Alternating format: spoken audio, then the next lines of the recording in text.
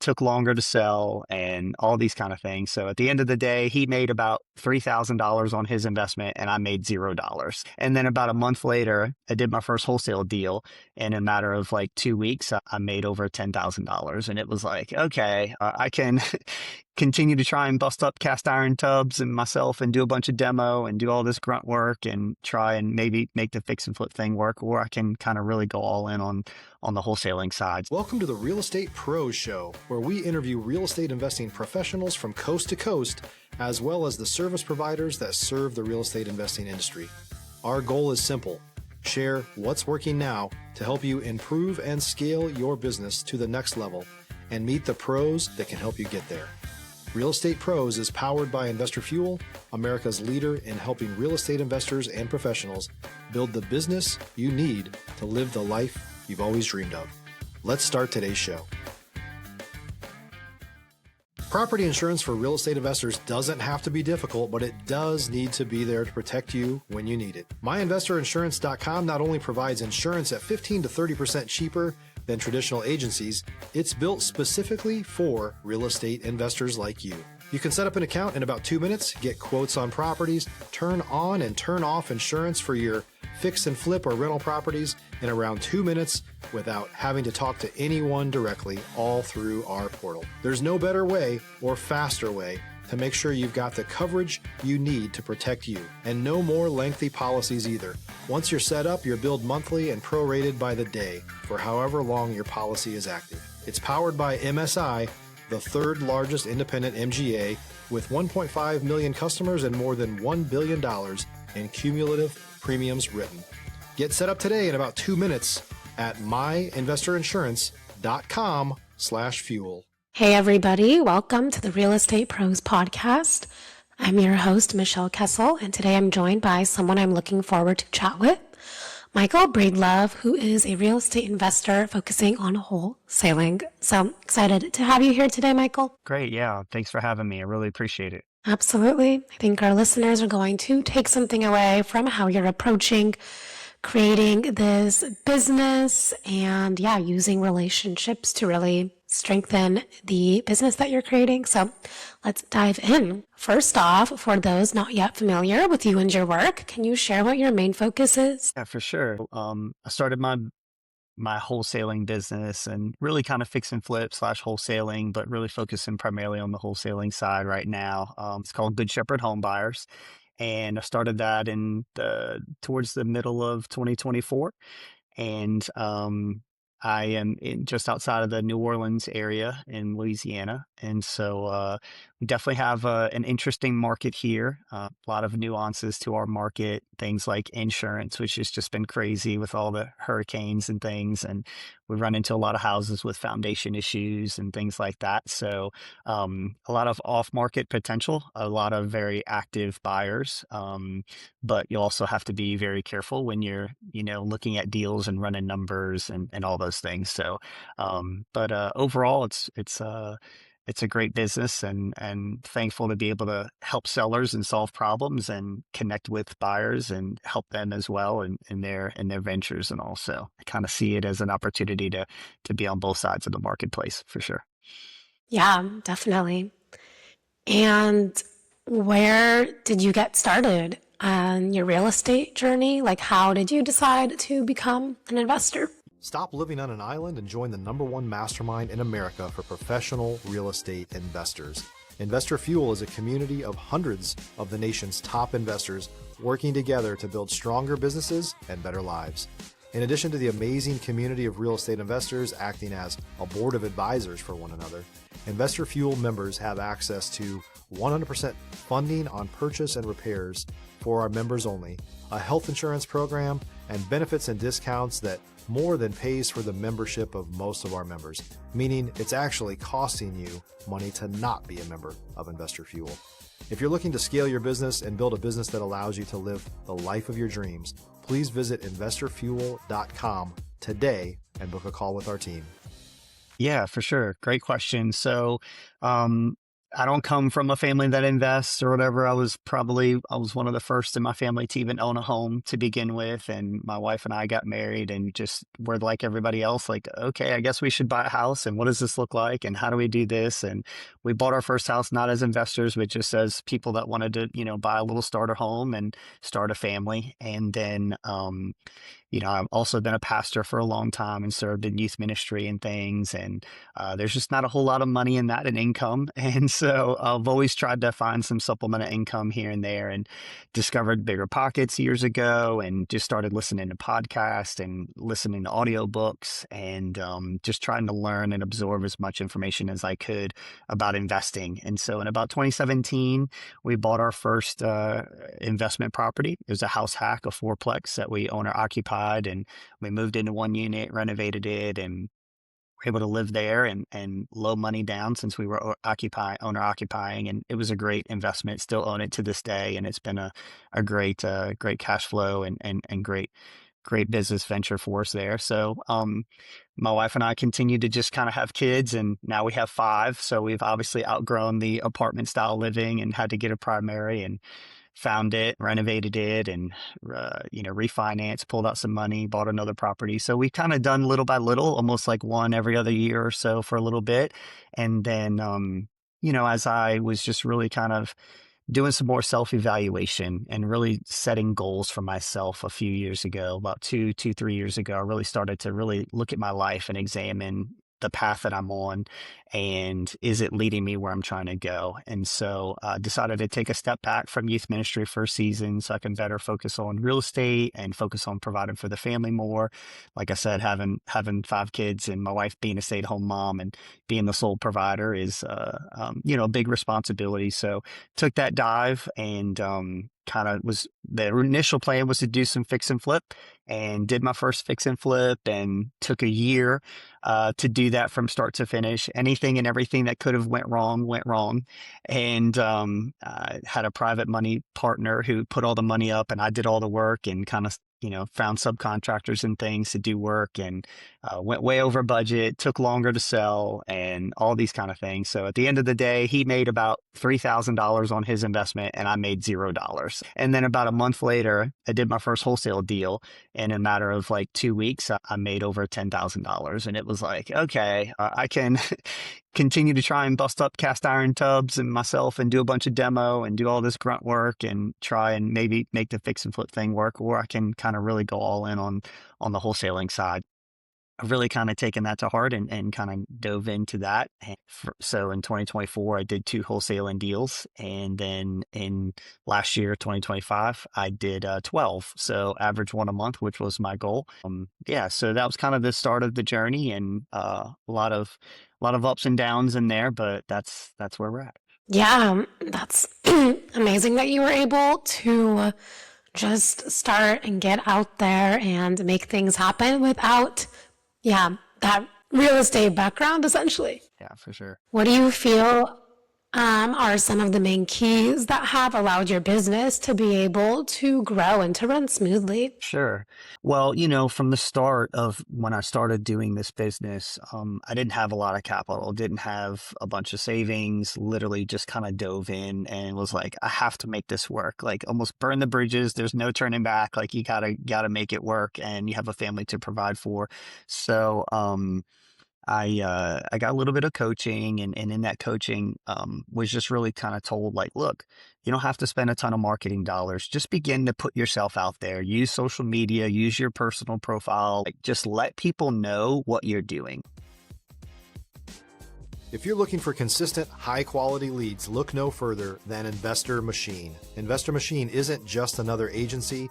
It's the most sophisticated, data-driven lead generation company on the planet for real estate investors, and serves the role of being not just a lead generator for your business, but a marketing partner that is helping you achieve your goals along the way.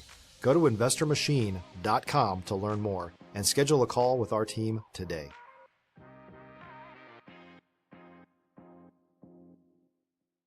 Let people know that you're looking to buy houses, you're looking to help sellers who are in distress situations, and just go to every meetup you can go to, connect with any investor you can connect with, and just build those relationships. So For the first really over a year of the business, from midway of starting the business in 2024 all the way to August of 2025, I didn't spend any marketing dollars. It was all just bootstraps, driving for dollars, letting people know what I'm doing. Things weren't perfect. I would try. I'm still feel like I'm terrible at social media, but I would kind of film myself driving for dollars or leaving a note on the door, or making calls and things, and just kind of let people know what I'm doing. And I got a lot of referrals in 2025. My first 7 of the 12 deals that I did came from zero marketing dollars spent. So just as an encouragement to those who are maybe listening, who are saying, man, I don't have a lot of money right now. I can't have all this software. I don't have all these tools. And it's okay. You don't have to have all those things, right? You could use Google Sheets. You keep some spreadsheets, and you can kind of, track your progress in neighborhoods you drive. There's a lot of resources out there to skip trace and get phone numbers. But at the end of the day, just let people know what you're doing and build those relationships. I've really begun to just focus in on that, just building relationships, and letting people know what I'm doing and how I can help them. And I have found that as I'm helping others, then obviously the more I can help others, the more that it comes around and ends up helping myself and my family as well. So Yeah, that's awesome that you were able to just put yourself out there and, yeah, kind of use this more organic marketing model. yeah, for sure. I mean, it takes a lot of work, don't get me wrong, and it's not as predictable. Sure. So that is something that I'm working on this year, is, just kind of getting more predictable and diving more into the marketing side of things for sure. So Yeah, definitely. And are all your leads kind of coming from this sort of outreach method that you're doing now? back in August of 2025, so several months ago, I just started doing some mailers, sending out mailers consistently. Um, Not a ton. I started with like 1,500. I think I'm up to like 2,000 mailers a month. So it's not a massive amount of mailers like a lot of companies are, but just sending out, a decent amount of mailers every month, just consistently. Since August, I've been doing that. And then also hired, some cold callers as well, just to kind of generate some cold call leads. I've been trying to, I don't want to spend too much marketing dollars on a bunch of different channels. I really want to focus in on learning the nuances between at least those two channels for right now, the cold calling leads and the mailer leads, because they're different types of leads, right? Somebody's going to call you from a mailer. I've gotten a lot of people who are like, hey, don't send me any more mailers. And sometimes those are the calls. And some of the calls are like, hey, I got your mailer 2-3 months ago and I wasn't ready to sell, but now I am. Can we have a discussion? So, trying to stay consistent with that and understand the differences between the two different types of marketing channels there. And before I kind of venture into 5 or 6 different marketing channels, so I'm just focusing on the mailers, focusing on following up with the leads that come in from the cold callers, and then obviously continuing to just let people know what I'm doing, and referrals and friends, and driving for dollars and those kind of things as well. So really focusing on those three, and allowing that to kind of look back and begin to see how I can scale, how I can get, like I mentioned earlier, predictable. I want to be able to be in a predictable situation where I know if I spend this much on marketing, I can, expect to see this much return on ad spend, and, this much profit and that kind of thing. So Yeah, absolutely. That is exciting place to be. And so what are some obstacles or challenges that you've encountered while you're getting started with investing that now looking back in hindsight, you can see more of the lesson? If you're a new or newer real estate investor looking to launch or grow your real estate investing business, please check out Investor Fuel Club. It's a coaching community, but unlike anything you've ever seen before. And you can actually partner with members of our mastermind from coast to coast on deals right in your market.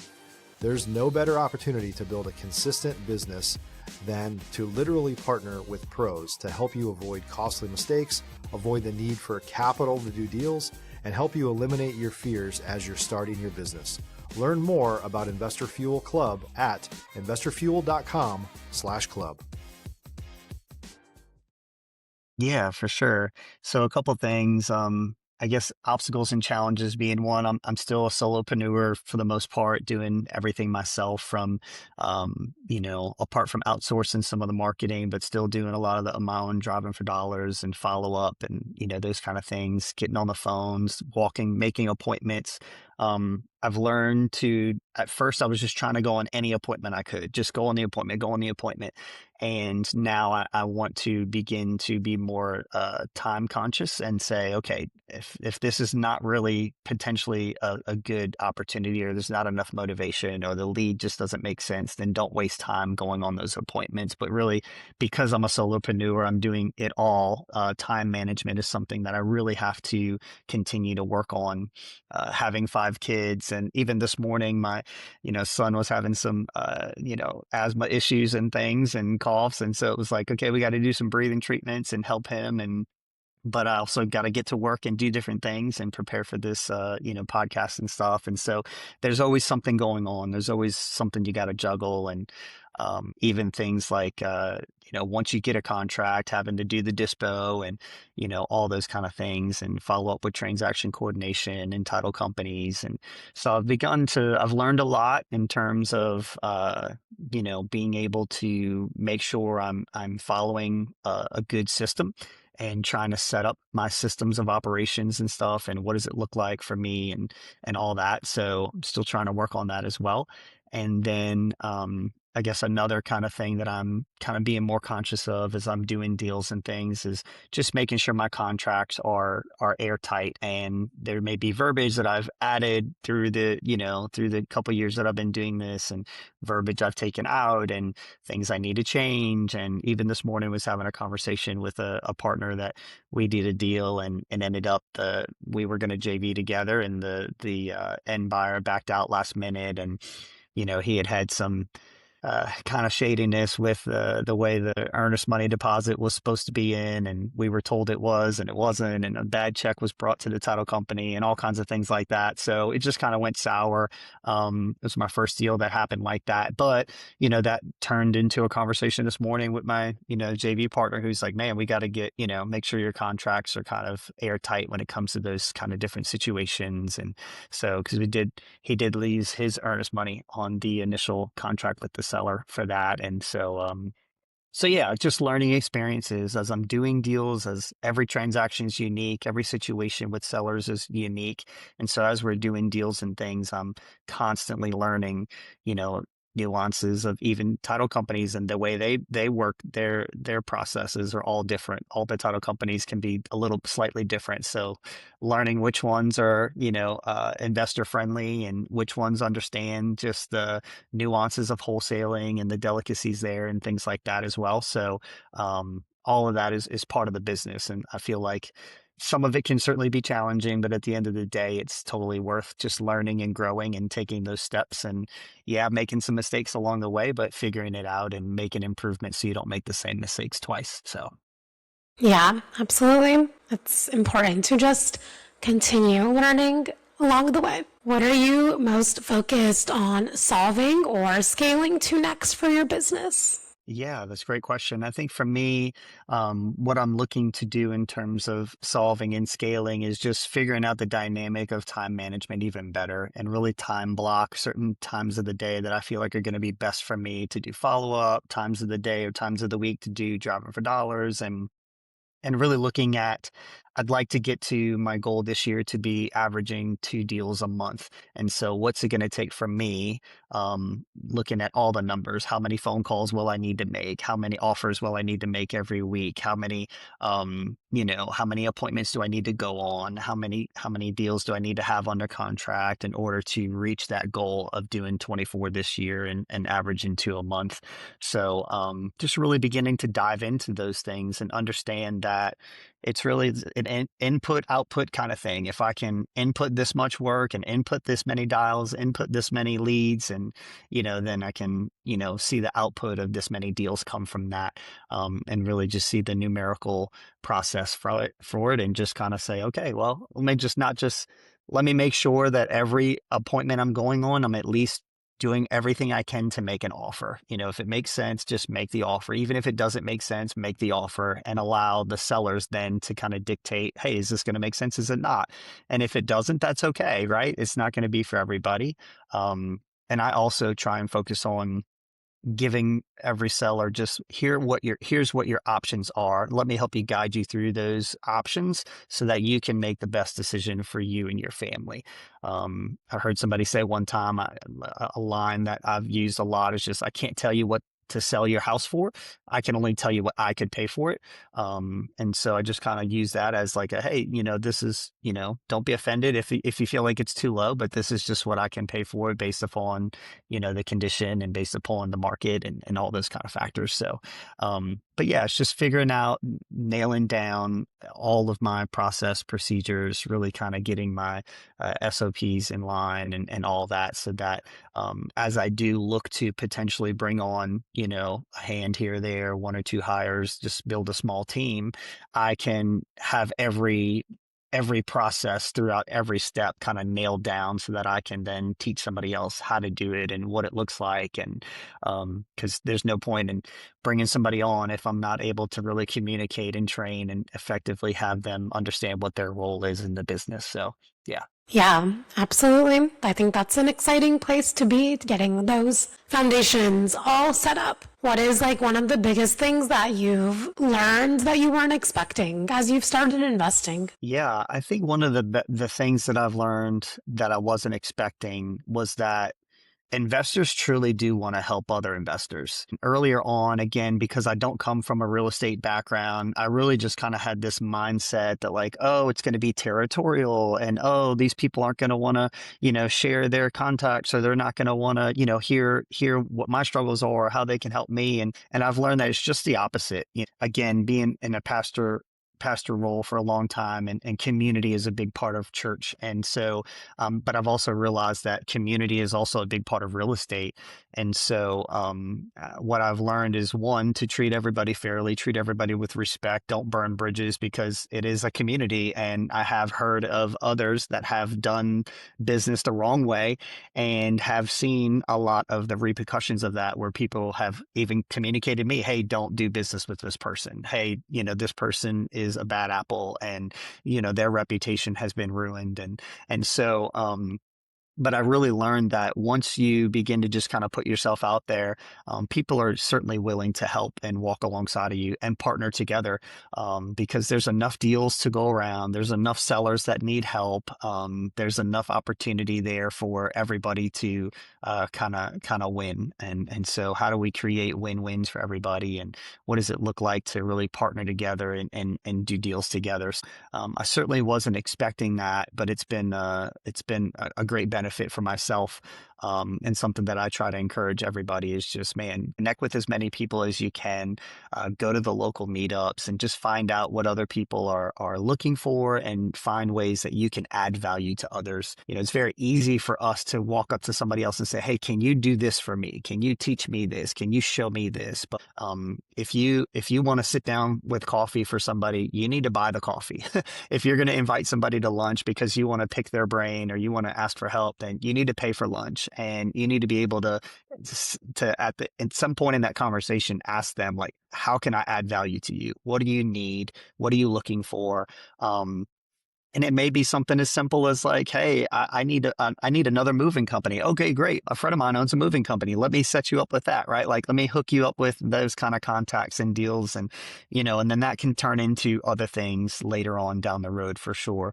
But always look to add value to others before you try and take value from others. And as you begin to add value, you will become an asset to others, and your reputation will become just that. That, man, this is somebody that people want to work with, that you are a joy to work with. You're a pleasure to work with because you do things the right way. You do what you say you're going to do, and you follow through on the things that you say you're going to do. And so that can be a big thing in this business for sure, for sure. Yeah, definitely. Well, before we wrap up here, if someone wants to reach out or connect, where can people find you and connect with you? Yeah, for sure. I think the best way is just on social media, Good Shepherd Homebuyers at my handle on Instagram and Facebook and everything. You can just search Good Shepherd Homebuyers or GS Homebuyers. And you can kind of find me on there. I'm an open book. I'm happy to kind of connect with people. So feel free to shoot me a DM and reach out. And I'm always looking to build those relationships and talk with people all across the country and all around the world. So happy to connect. Perfect. Appreciate your time and your story. Thank you for being here. Yeah, thank you so much. You guys have a blessed day. I appreciate the opportunity. Yeah, thank you. And for the listeners that are tuning in, if you got value, make sure you've subscribed. We've got more conversations with operators who are building real businesses, and we'll see you on the next episode.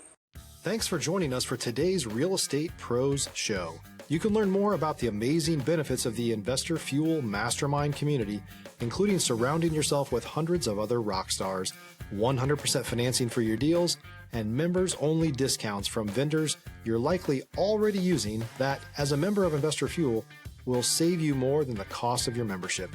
Visit investorfuel.com to learn more. If you're interested in joining us as a guest of this show, please visit investorfuel.com/pros to apply. You can also check the show notes for access to free resources, how to get access to world-class lead generation, and much more. Don't forget to subscribe so you never miss another episode. Have a great day. We'll see you on the next show.